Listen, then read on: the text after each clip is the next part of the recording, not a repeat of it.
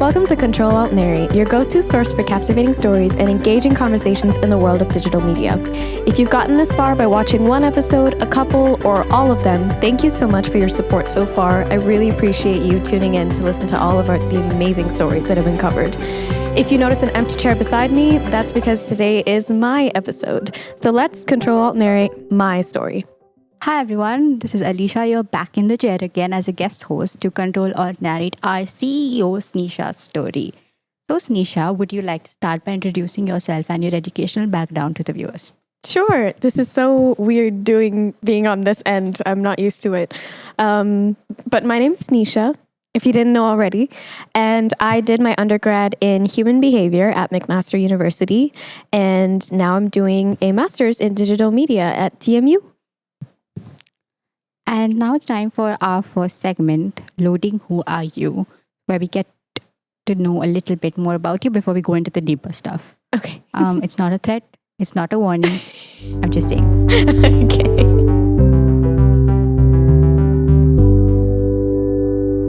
So can you tell us a little bit more about what made you gravitate towards this program?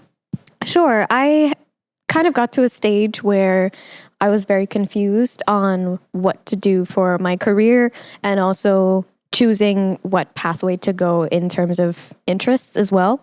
So I made a decision and I was like, I'm going to only apply to 2 programs and I'm not going to confuse myself. So I applied to digital media and then I also applied to OCAD and OCAD rejected me. So they made my choice very easy. And then I got into this program and I chose digital media because it seemed to have so much variety in the projects and experiences that it offered. It wasn't just, oh, you're going to be doing this one specific subject for 12 months, for 2 years. It was very, try this, and then there's this, and then there's this. And I think me as a person, I constantly need new things to keep me going, to put my creativity into. And I kind of felt like this would be the type of program where I can show my potential.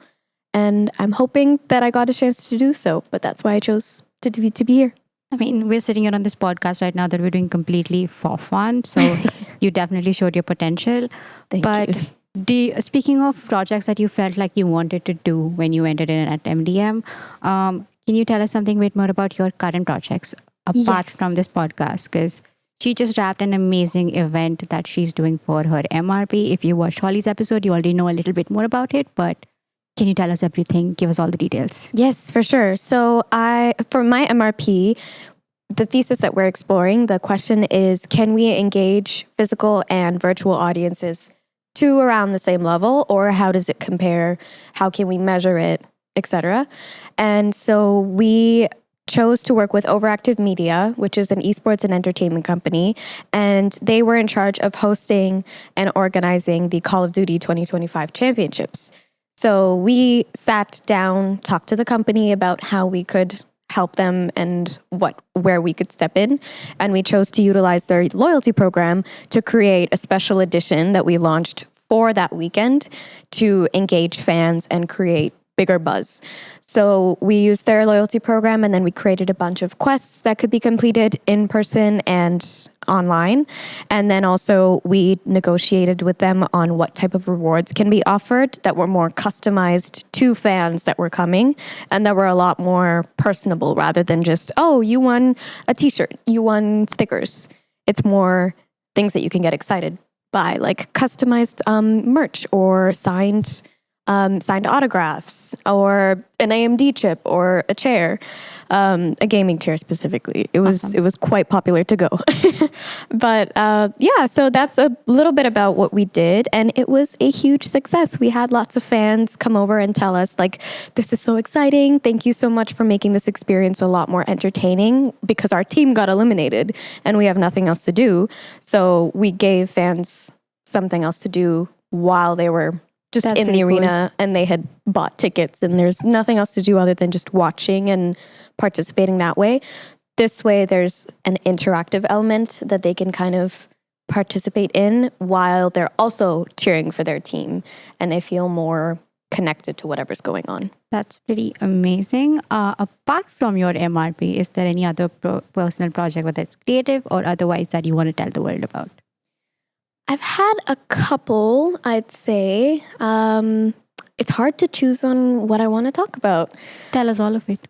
So there's definitely this podcast that's been going on, and I worked on a side project for a little bit. I did an internship on as a UX UI designer for a small new startup, and it's called Samaritan Apps. And I essentially created the user flow and the brand guidelines for this app, which helps track dementia patients. And this was very fulfilling for me to be a part of because I got to use my undergrad in human behavior and kind of loop that into my design side. So that's definitely one of the projects I've been really proud of. And I will say the podcast is one, and then Industry Day partnership is one. Can I put being on the Industry Day team as one of the projects? Yeah. So I totally voluntold myself as the creative event director / whatever for Industry Day. And I'm also a student rep with you and with Hannah and then with Cody, who are amazing people. And I've gotten the amazing opportunity to put all the planning tendencies out onto spreadsheets and scheduling and organizing, and it's been awesome. And I feel like I've said this so many times, but I'm the type of person that can come up with the ideas and need super talented people to like execute it. And I've had that opportunity, and it's been super cool to work with such talented people and see my vision come to life. And I've learned so much from everyone around me, and I think that's one of the biggest projects that I'm also happy about. Looking back on all the amazing things you've been doing in this past year and in MDM, looking back on this journey as either as an MDM student or as a graduate student, simply, what's one skill or accomplishment that you're proud of pulling off? And what's one thing you would do differently if you had to restart today? Ooh. What is one thing I'm proud of? I think in the past, I found it really difficult to find motivation to do really big projects. I've always been the type to have such big ideas, but never actually go and execute it because I'm like, this is going to take too long, or there's so many steps involved. I don't know where to start. But I would come up with such cool things to do, and I would just never be able to.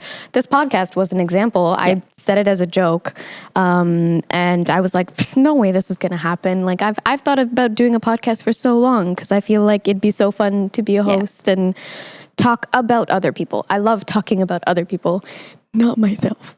So I think I'm very proud that I've overcome that, and this podcast was a capstone in that, I think, because you were saying we have the whole team to do whatever. We have a range of skills. Yeah, exactly. We have a range of skills, and we have so many people on this team that excel in their own fields that can contribute and bring this together. And after that, I was like, you know what? I don't have to do these projects alone. It doesn't have to be an isolating thing. I can have an awesome team helping me and working with me through it. And because I did, it gave me more motivation to be like, you know what? If I have the people around me, I can do whatever I want. And overcoming that obstacle was one of my biggest accomplishments, I would say. And I think you've also spoken in the past about how I think MDM has been one of your first experiences of multitasking while doing many projects. So do you think that's something that you've grown through as well through the year?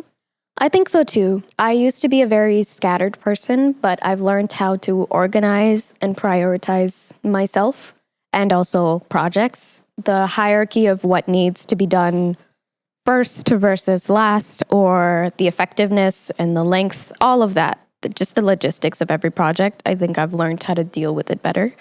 And also the people aspect of it. That's the most unpredictable part of projects, I would say. And I think I've grown in that sense. Yeah. Something I would do different. That's a good question because I feel like I would do a lot of things different. I think I've been trying to do this already, but I don't think I did it enough, is to give myself more grace. Yeah, that's important.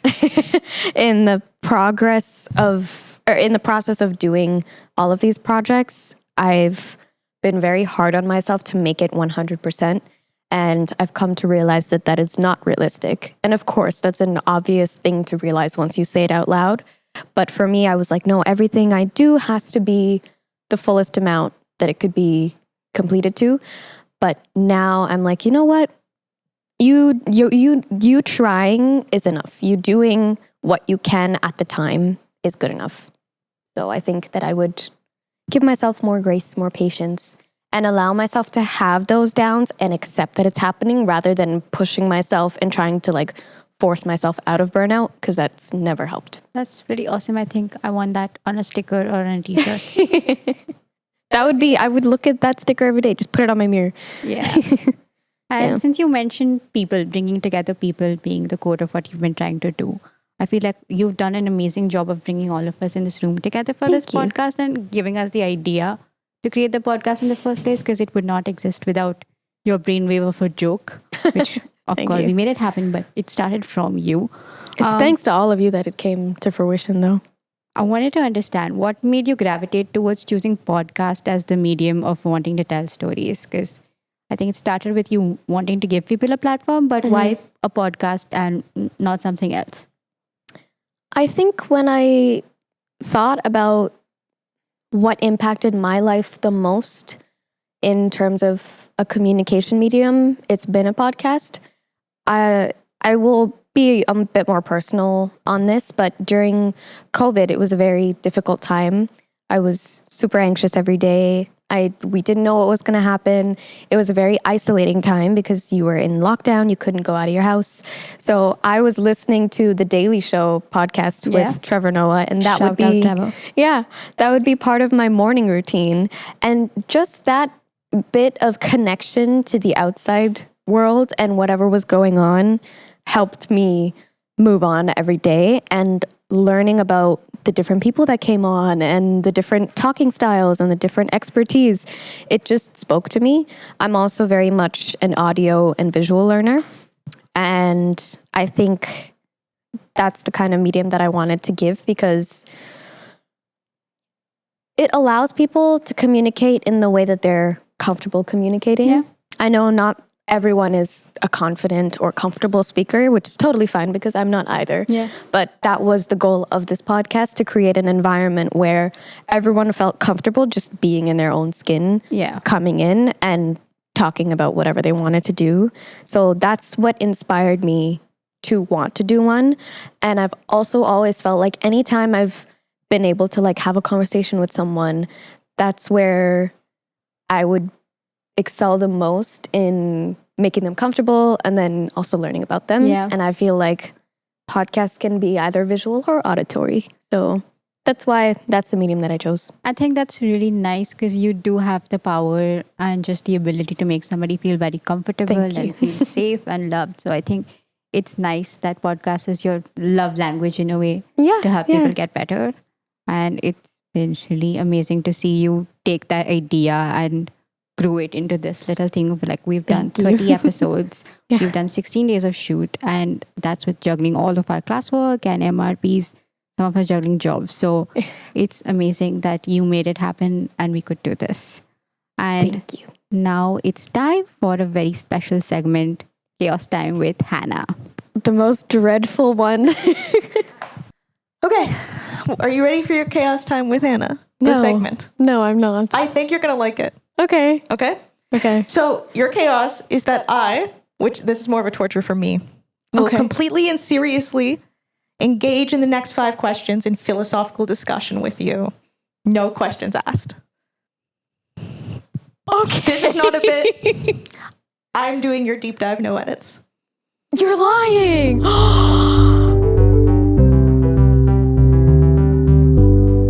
No. Whoa, wait, I wasn't prepared for this. This is crazy. You know what? No, this means a lot to me. Thank you. No problem. And also she's wearing blue, which I would really like to point out. I'm wearing blue for Sneesha because my wardrobe is mostly black. Yes, and I appreciate it. I only have blue because it's a Grandma Fudge t-shirt. It's still blue and that counts. It's still blue and that counts. It's actually closer to white, like too close for my comfort. It's blue. It's blue. It's blue. Okay. Are you ready? Not now. I wrote the philosophical questions as well. That's even scarier. I wrote this. Except for actually one of them Victoria wrote. I'll give credit. Awesome. Okay. Okay, so first, you are someone who and I think a lot of us would describe as radically kind. So what do you think makes you this way? And how does it influence your decisions and also your creative decisions? Whoa. Do you want Deep dive, deep no edits. answer? The segment you wrote is called Deep Dive, No Edits. I have a really deep answer. Go for it. Whatever you're comfortable sharing on your show. Okay. I would say I've had a pretty rough childhood. That's like the classic story I think a lot of people have. But I used to be bullied a lot in middle school, not in elementary. Elementary was a good place. High school was fun, but also, and I think somewhere along the line, I kind of realized that I would never, ever want to put anyone else through that. And I think being kind and being nice just gives me like this internal satisfaction that people are told that it's okay to be themselves. And I think that that's really important because that's a struggle that I faced for so long. And I didn't feel okay with just being my fullest self. And I didn't feel like I was accepted to my fullest self. And I kind of made it a mission internally to just be like, well, whoever I'm around, I just want to see people constantly smiling. I want to see people constantly happy because sometimes it can be a rare feeling. And I think everyone deserves to feel that and to experience that as often as possible.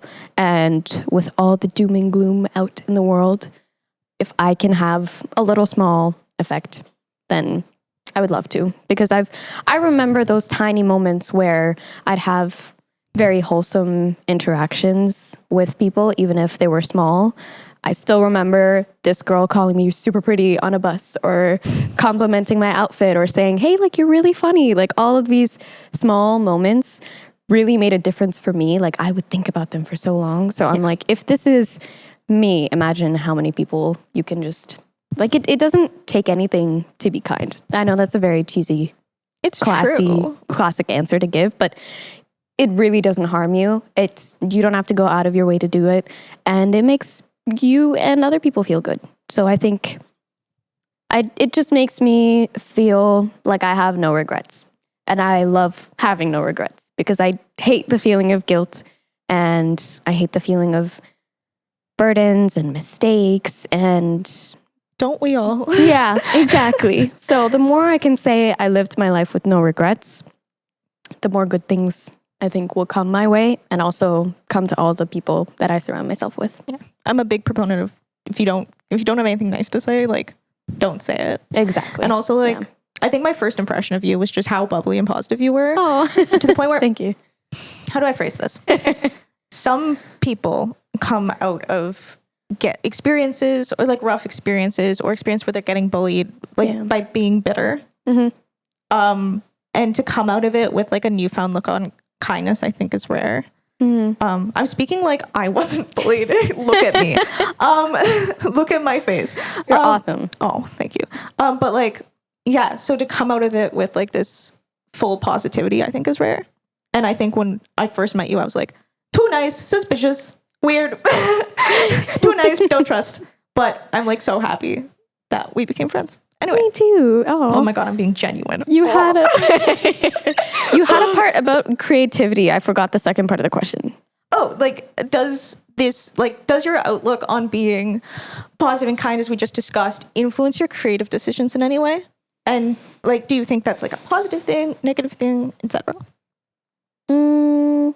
I think maybe because I have always wanted to go into some kind of career or role that helps people in some way or another. I don't want it to just be a role that I do and it have no implications in the world, which sounds very vague. Don't go too deep into that. Yeah, I won't. No, it's because I have a question. Don't go too deep into it. I had a feeling. Oh no, I banged the table. It's okay. My bad. What was I going to say? There's lots of ums and ahs. For someone who took Diana's class, there should be perfected by now. It's good. I'm trying to stump you. I'm actively trying. You're doing to a great job. Okay. I hope you know you're doing a great job. This was question 1. Yeah, that's insane.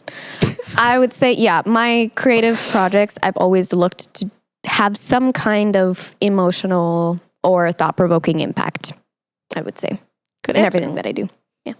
Cool. So question 2, I stole this from a question you asked me because I think it aggravated me a little at the time. Ooh. We both share a very intense moral compass. Yes. And this need to like always have justice. Yes.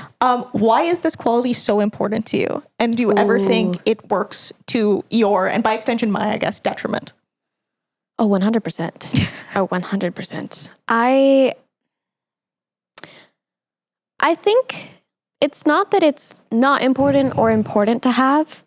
I think it's valuable for a good amount of people in this world to have. Because if people like us, for example, don't stick up for the people that don't have voices, or don't look out for people that can easily be taken advantage of, to put it very on the nose, I think other people won't. It's not always something that everyone is self-aware about.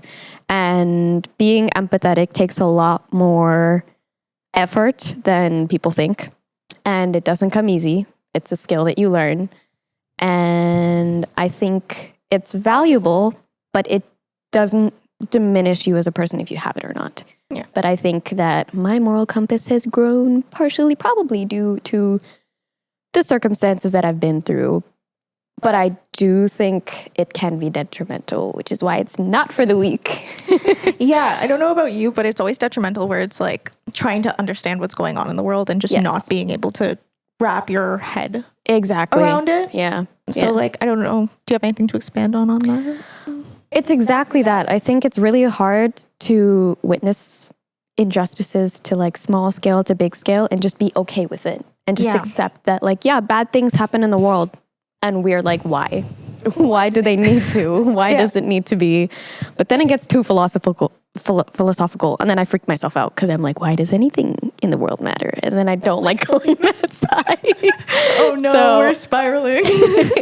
But I think that if we can channel it, if we can find a good way to channel this, then it can be useful to us. Yeah. But I think it's really difficult to find a middle ground to be like, yeah, I'm going to question why all of these bad things need to happen, but I'm not going to question every single little thing that I see. Yeah. Like, there are some things in the world that really irritate you. Like, if you see a car running on for too long, if you see, like, cigarettes on the road, or, like, things like that takes, like, 1 second to fix. The people who are driving Honda Civics, but their engines sound like they're in Formula One. Exactly. Stop. So, little things like that, that's, you know, you're not going to concern yourself with too much, even though they do upset you.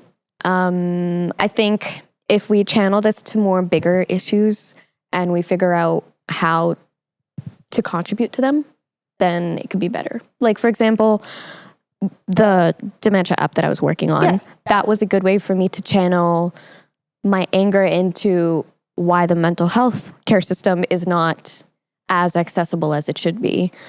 And that's such a good project. And I Thank you. think the part of it is like working towards empathy, as we talked about. But then can you turn that empathy or that care into something that benefits the world? Like, it's one thing to be like, this sucks and I wish this wasn't going on. And it's a completely other thing to be like, I'm going to use the skills that I have to change it. And everyone Yes. has skills that they can put towards affecting good. Exactly. So I think it's fine that we have it.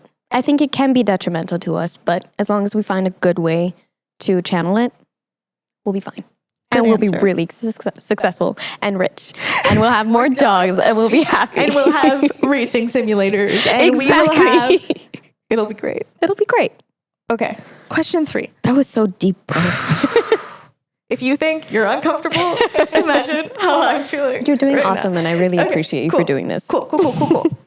So we've spoken a lot about like equality in sports, specifically like non-male people in sports and esports. Yeah. So is this something you'd like to pursue more in the future? And what drives you towards this cause specifically? Because we've spoken about it quite a lot. Yes. I'm not opposed to doing it in the future. I think anything that is bordering or going into advocacy, I am more than happy to participate in. I wouldn't box myself into it because I do want to explore other avenues where I can use my skills to help or improve circumstances. But I think equality in general is very important to me in all circumstances. So not just gender-wise, but economy, literally everything. So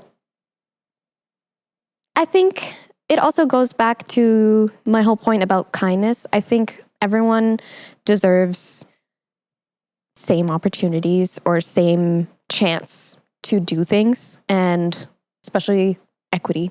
I think it's really important. I think it's a very kind of thrown on the back burner in terms of careers and just even education-wise. And I've had the short end of the stick in a lot of situations that I've been through, especially education-wise. And I think that's where I got more, I guess, fired up to fight for it, because I personally suffered with, what do you call those kind of assessments? But it's very like textbook sort of assessments. Like memorization? And, yeah.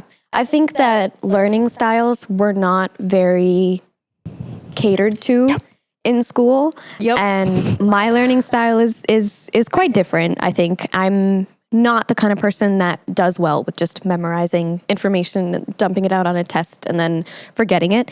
And I also don't believe that that type of education is beneficial. I agree with you, and I also like a suck at whole- memorization. And like if you really think about it, that's not learning. Education is learning, and you're not learning if you're just memorizing. Like that's just your ability to spit out what you've seen or what you've heard. But learning is actually understanding the fundamentals of what you're being taught.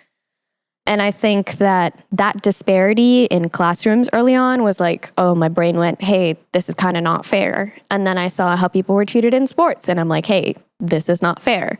And then in music, in other fields, like my brain kind of just kept going, not fair, not fair, not fair, not fair. And then I started, being more stubborn on my pursuit to be like, hey, I'm going to try and make sure there's equality, which is another reason why I wanted to do this podcast. I saw such colorful, creative people, and I had a lesson to be learned from everyone that we've invited on.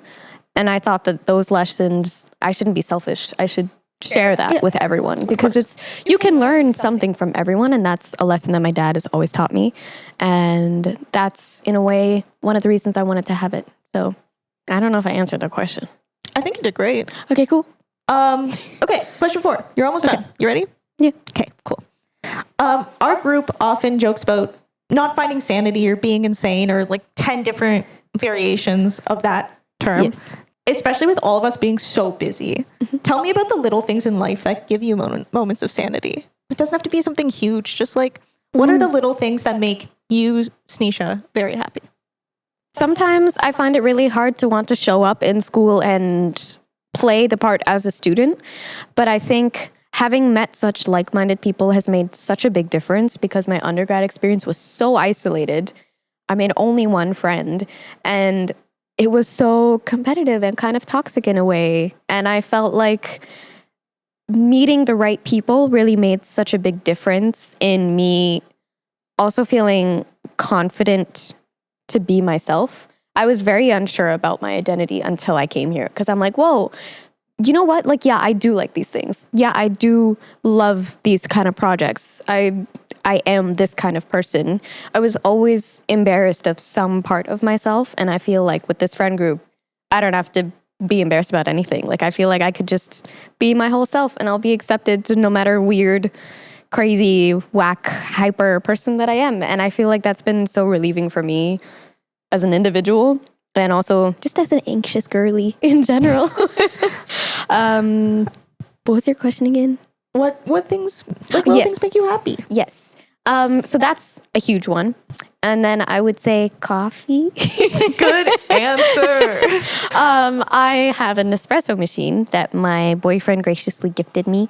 And that has been such a calming process in my mornings. it's weird. Like it's a very common thing to be like, yeah, I can't live without my coffee. But it's just the process of going through it and forcing myself to enjoy that moment in my day where I'm like, this is a constant that I can rely on to go right every single day. I know the recipe, I know the steps, I know how long it takes. I can force myself to breathe during this period of time because nothing's going to change. Nothing's going to be unpredictable. The machine isn't going to, hopefully, doesn't break down. But it's so predictable and it's so calming in that sense. And then... Can I be weird for a second? Yeah. Lattes are pretty.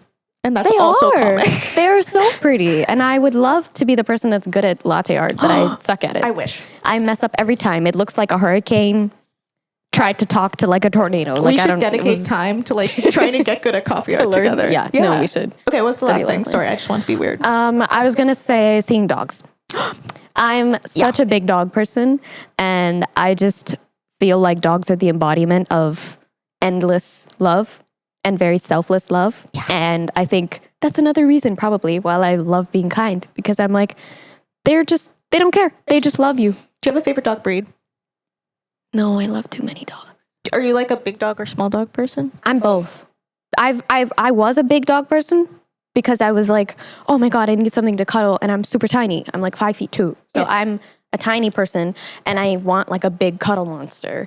So I was like, let me get a huge husky or like a big German shepherd or like those Malamute fluffy big dogs. And then I was like, you know what? A small dog would be nice because it's portable.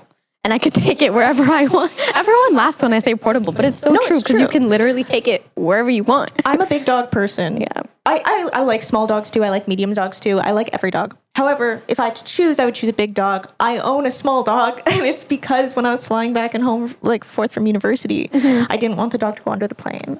Yeah. Like, that's scary. It hurts my heart to even think about that as a concept. Also, let the record show that Sneisha said she's tiny and she's 3 feet taller than me. I'm really not. 3 inches. 3 inches taller than me. Yeah, like, not 3 feet. Yeah. Let's let the record show. No, I am actually another thing that's really funny is that all of you guys are similar to my height, and everyone in my life has always been like super, super up there. So I feel more like I belong because I'm like short queens and king. Not a single person in this room says, how's the weather down there? We're all at the same weather. Exactly. We all match the same degree. Yeah. We're just unitedly aware of the weather. Last question. Okay. I'm doing good so far. Now that you've completed 30 plus episodes with all of this, how do you think you have grown? Do you think you have fulfilled what you set out to do? And what's the biggest lesson that you've taken from this experience? And all of this without being self-deprecating. Go. Okay, I need you to, that's a lot for my brain to remember. Yeah, we can break it down. We're going to break it down. Okay. How do you think you've grown over this experience? In lots of ways. I think that I've grown to be more proud of my skills. I used to be a person that's like, what do I bring? What kind of skills do I have? And I was thinking in a very tangible, marketable way rather than something that was more valuable. And now I'm like, no, you do have lots of skills that not everyone has. Like there's something special about you that you could bring. I'm finding the specialness, but it's there somewhere. I know it's there. And that's a way that I've grown because I can now accept that there's something special there. You're an extremely talented person, and it's crazy you didn't see it before. Crazy. Okay. Do you think you fulfilled what you set out to do? 100%. I think so. That's so good to hear. Yeah. I think the feedback also from the guests that we've had really helped because I've heard some people talk about their families seeing it and how their families are so happy to see them after so long or not even knowing what's been going on. And it's like a way of contact for long distance because we have a lot of international students in our program. And people who were like, oh my God, like I'm so happy to have had such like a warm experience. And this is my first podcast experience. Not everyone gets to go on a podcast in their lifetime. So it's so cool to hear people talk about it and reminisce on it. And the mission to have it be as like a digital memory box, I think came true. And I think that everyone on our podcast that has come so far can safely take away one thing that they're happy and proud about themselves for, and that's what I wanted. And for something that their families can be, or families or friends can be, happy for them for. Hell so yeah. I think that it is successful, and I'm very happy that it is. I would agree with you. Yay! And lastly, what is the biggest lesson you've taken from this experience? You've made a podcast all by yourself. Yeah. Like you started this with an idea. It's here. Yeah. The last episode. What have you learned? Okay, there's two things. Go for it. Sort of. They're related. One is nothing is going to be perfect. Nothing can always go your way, even if you plan down to the tiny detail. And that's okay. Murphy's Law. Literally. Everything that can go wrong will go wrong. And there's a song called Crybaby by SZA, and I love it. And it's like my motto song. I just had to mention that because she says it in that song, and it's such a nice verse. And I'm like, yeah. I'm trying to think if I heard it live, but I don't know SZA that well. Okay. So I can't tell you for It's a sure, great but I song. think she did. It's so good. But yeah, I think I'm a perfectionist by nature. I need everything to go a certain way. I need people to react how I expect them to react. I need my expectations to be fulfilled. And it's such a basic thing. A lot of people go with the flow, but I'm like, when does the flow start? How long it is? I'm with you, girl. I need all the details. And now I'm like, something's going to go wrong. You can't figure out what it is, but try your best to do what is in your control. And I've learned that, and I'm now trying to practice it. And then it takes the burden off in a way, because you're like, okay, something is going to go wrong. Like, I know that something's going to go wrong, but I don't know what it is. And that's fine. Have you heard plan for the best, prepare for the worst? I think so. Okay. Yeah. So I was going to say, like, that's what keeps me from going insane when things are go with the flow, because I can't do it. Yes. Like plans on a whim kill me. So I understand, but like, yeah, I think especially with this podcast, it's like plan for the best, be like, this shoot's going to go perfect today, and go in with a mentality, but always have backups and always have things prepared for when Murphy's Law, something inevitably does go wrong. Yes. And I think you and the team, like, we've all dealt really well with things going wrong. Yeah. So. Yeah. I think one of my skills that has gotten stronger is problem solving. I used to be very weak on that. I used to be very like, oh my God, something's going wrong. I'm going to panic. I'm going to freak out. I don't know what to do. And then I got stuck in that.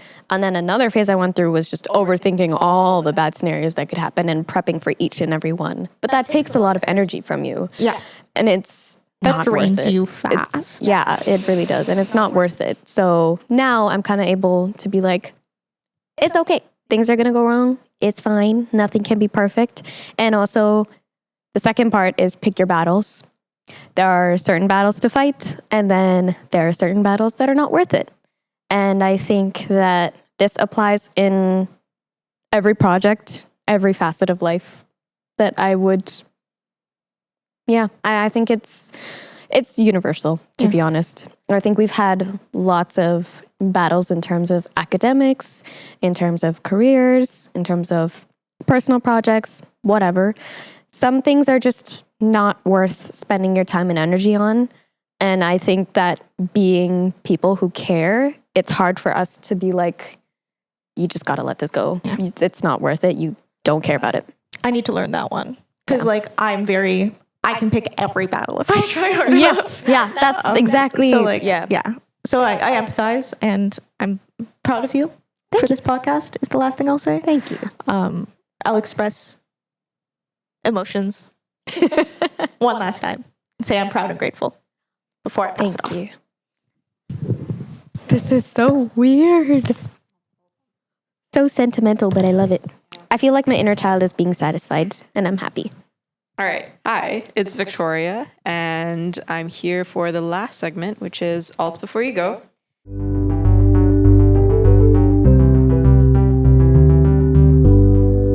So as you began the first episode with me, it's poetic to also end off with me. And so the last segment in Alt Before You Go, I'll ask some fun and reflective questions before the end of this episode. Okay. All right. Question 1. You previously asked guests whether they think They should only live in a world with books or video games. And so now we will play a game where you have to choose between a game and a book, and we will alternate between the entire list of books and games until you have only one standing. Oh my God, this is torture. Yes. So Brilliant your first torture. selection is, I think, the most recent Hunger Game book, Sunrise on the Reaping. Ooh. And the game is Keep Talking and Nobody Explodes. Pick one. Okay, I haven't read the book, so what do I do? Oh, So what do I do? Let's replace that with the Hunger Games trilogy or whatever your favorite book is within that. No. The second I book, want to make Catching it hard. Fire. Okay, yes. So Catching Fire and Keep Talking and Nobody Explodes. Oh no. Wait, I have to think. Better pick your most favoritist. This is how this game will be amazing. Hunger Games is a classic. That's unfair. You can't be mad at me if I choose that. For everyone that doesn't see the rest of the behind the scenes, Anne is giving me death glares. If I'm not found within the next month, you know who is responsible. I have to say Hunger Games for the All right. nostalgia effect. Keep Talking and Nobody Explodes. It's so fun, but I recently started playing with it, so I need more time to develop an affection and attachment to it. Okay, fair. All right, let's move on. Okay. Now let's sub the game for The Last of Us and the Catching Fire. Choose one. Ooh. Okay, Last of Us. Okay. Now the book is your favorite Harry Potter book versus The Last of Us. That's mean. Yeah, this is the meanest question. This is the one that you have to think the hardest for. Okay, Prisoner of Azkaban is my favorite Harry Potter book, and then also Deathly Hallows. So, but I love Sirius. Okay. No, Prisoner of Azkaban. Okay, now Prisoner of Azkaban and Last of Us. Pick between which one? Yeah, Prisoner of Azkaban. Oh, okay. Prisoner, Yeah. Okay. How about Prisoner of Azkaban versus the Uncharted series? This is so mean. I've been I love scanning the data Uncharted. of all of our conversations and picking out the ones that you said were your favorite, and then now I'm listing them out. This is so mean. Oh no. Oh no. This is what you Oh, get for no. asking all 30 guests this question. No, this is so unfair. Personally tailored to you.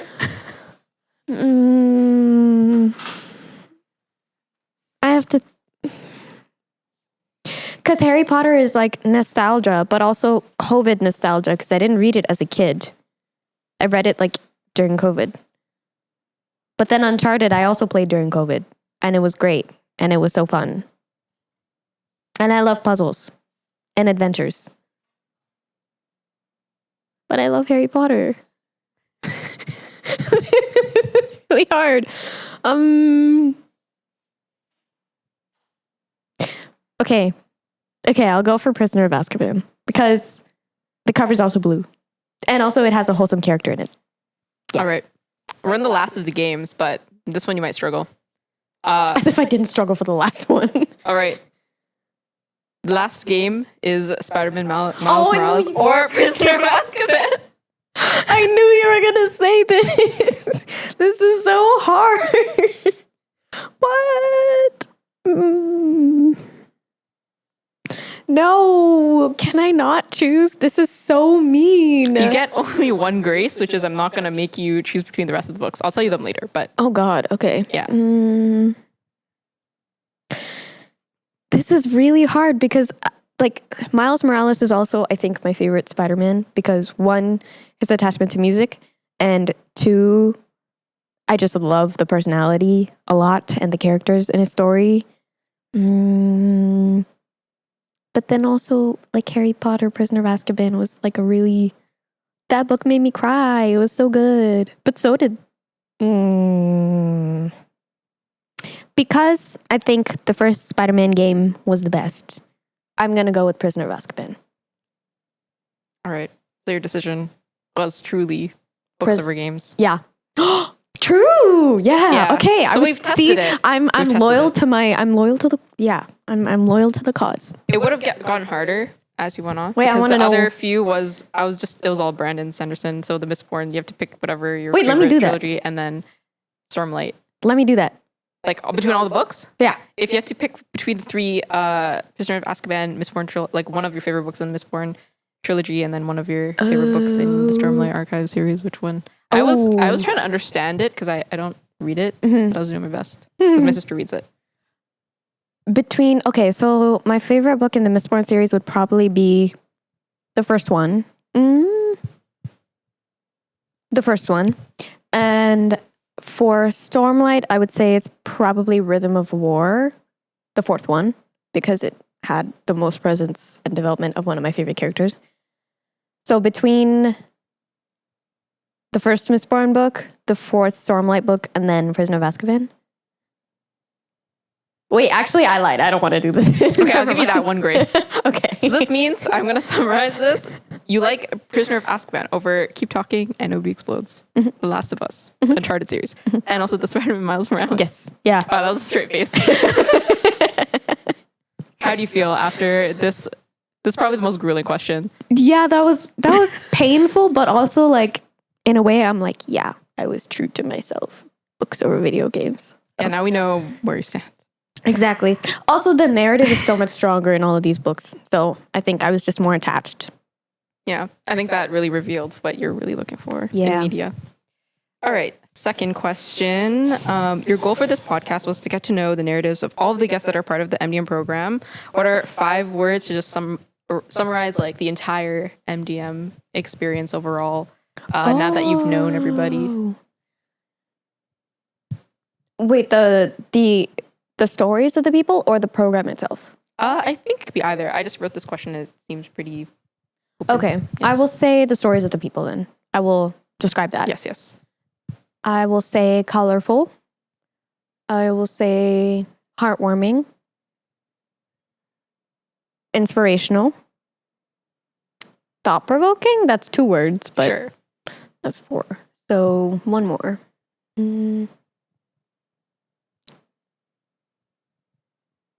Grounding. Humbling. Grounding and humbling. 6 words. Amazing. All right. Question 3. This is more fun. Okay. If you could spend 2 years where everything is taken care of and you have the option to either learn how to be an F1 and just like race at every level, or alternatively, just like running a dog shelter or being a part of dog shelter, which one would you take in those 2 years?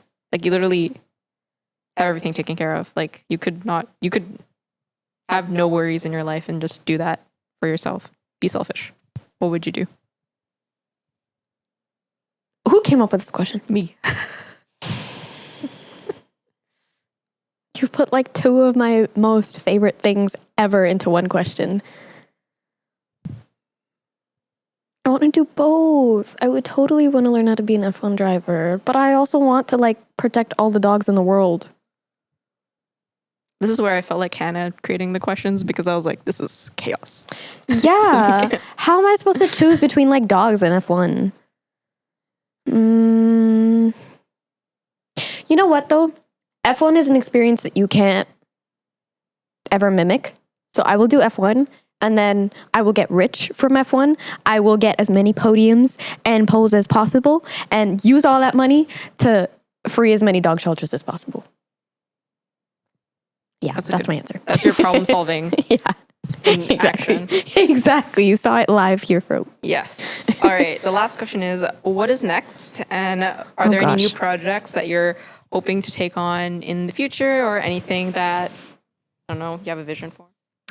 I would love to go into creative direction. I think I love having new projects and not a stable workflow that is just do this day in, day out. I love new projects. I like meeting new people. I like helping lots of people. And I love using my brain for creative reasons. So I think that's the direction I'd want to go in terms of career.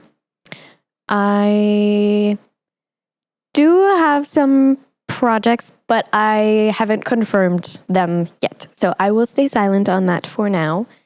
But I really do hope something awesome comes out of this program, because I would also love to have an experience where I'm in some sort of like a teaching position, because I think teaching is one of the most selfless things you can do.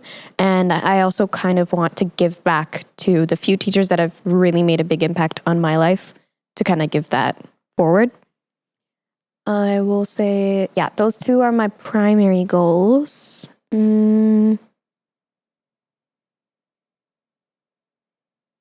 I think I would really like to do or participate in a project that is specifically geared towards equality in some way, whether it be gender, poverty, anything. It's just something that is like an initiative that is selfless. Yeah. Great. So we've reached the end. I really have to say, from all the team, I think you shine really bright for other people to also shine really bright. Thank you. That's so yeah, sweet. yeah. I think that the podcast wouldn't have ever happened if you didn't suggest it and then bring the team together. I think that has something to do with that something special that you were talking about. Yes. Thank you.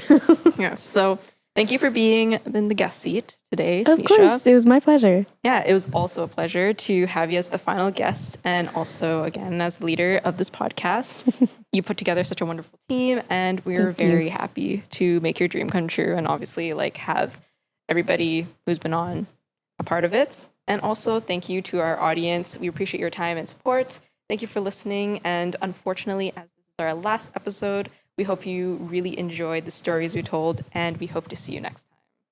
I'm so grateful for my entire team. If you don't watch the podcast for me, please watch it for this amazing team and all the effort that they've put in through too. We have so many skills and so many stories that we've explored and talked about. And I think that I met some really cool people along the way, and they deserve to have their spotlight in the world somewhere.